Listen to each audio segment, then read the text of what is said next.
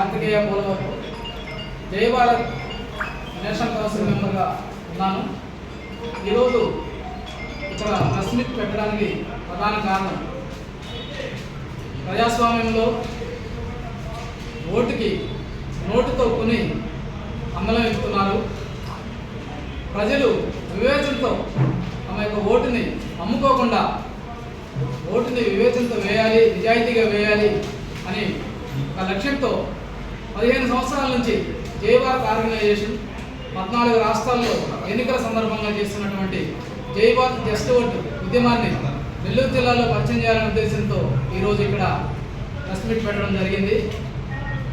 ప్రజలారా ఆలోచించండి, మీ యొక్క అమూల్యమైన ఓటు మామూలుగా ఒక ఉపాధి హామీ కూలి 150 రూపాయలు తీసుకునే కూలి 5 సంవత్సరాలకి 2.5 లక్షలు సంపాదిస్తున్నాడు.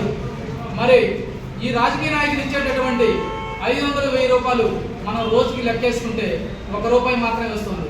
భిక్షగాడు కూడా రూపాయి తీసుకునే దానికి ఇష్టపడడం లేదు.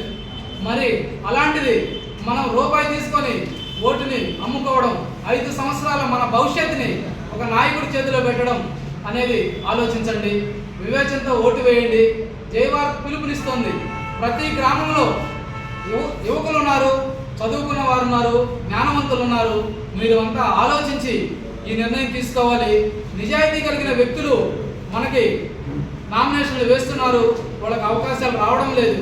అలాంటి వ్యక్తులు ఎవరైనా సరే మీరు ఆలోచించి ఓటు వేయండి. ప్రతి ఒక్కరు ఓటు హక్కును వినియోగించుకోండి. మీ యొక్క ఓటుని నిజాయితీ పరుడికి వేయండి. డబ్బులు తీసుకొని మీరు ఓటు వేస్తే మీ జీవితాన్ని, మీ పిల్లల భవిష్యత్తుని మీరే చేతులారా నాశనం చేసినట్టు అవుతుంది. దీన్ని మీరు గుర్తించాలి, దీన్ని మీరు గమనించాలి. దీనికోసమే ఈరోజు మేము ప్రెస్ మీట్ పెట్టడం జరిగింది. ప్రతి గ్రామంలో జై భారత్ జస్ట్ ఓట్ క్యాంపెయిన్ ఇంటింటికి తిరిగి మేము కరపత్రాలు పంచుతూ గోడపత్రికలు అంటిస్తూ మేము చైతన్య కార్యక్రమాలు 15 సంవత్సరాలు చేస్తూ ఉన్నాం. మీ గ్రామాలకి వస్తాం. మమ్మల్ని మేము చెప్పినటువంటి అంశాలని మీరు ఆలోచించండి, మాతో కలిసి నడవండి. జై భారత్.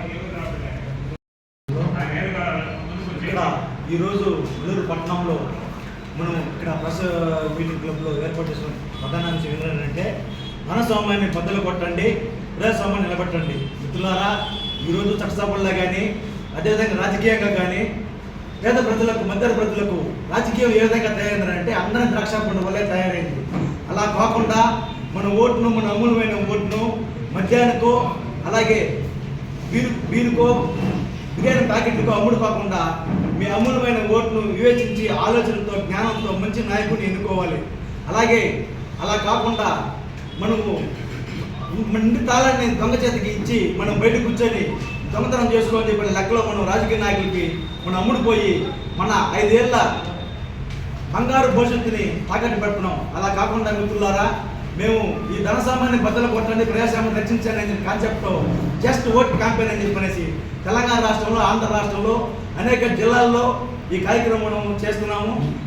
ఈ కార్యక్రమానికి పూర్తి ముందుగా అందరూ ఈ ఎలక్ట్రానిక్ మీడియా ఏంటంటే ప్రతి ఒక్క పేపర్లో వచ్చినట్టుగా మీరు సహాయం చేయాలని చెప్పనేసి ప్రజల్లో పూర్తిగా చైతన్యవంతం తీసుకొచ్చి మంచి నాయకుడిని ఎన్నుకొని మన భవిష్యత్తుని తాకట్టు పెట్టకుండా మనమే నిర్ణేతలుగా చట్టసభల్లో మనమే ఒక అధికారిగా మనం పట్టా మాదిరిగా తీసుకొని మనం ముందుకెళ్ళాలని చెప్పనేసి ప్రతి ఒక్కరికి నేను వినయించుకున్నాను. అలాగే ఈ వార్తని నలుమూలల ఈ పట్టణంలో ఉన్నటువంటి అనేక ప్రింట్ మీడియాలో అనేక వార్తలు బాగా విస్తృతంగా ప్రచారం చేసి ఈ కార్యక్రమానికి అందరూ సహాయం అందించాలని చెప్పనేసి కోరుతున్నాను. ప్రజలు కొట్టండి, ప్రజాస్వామ్యాన్ని కాపాడండి. జై భారత్.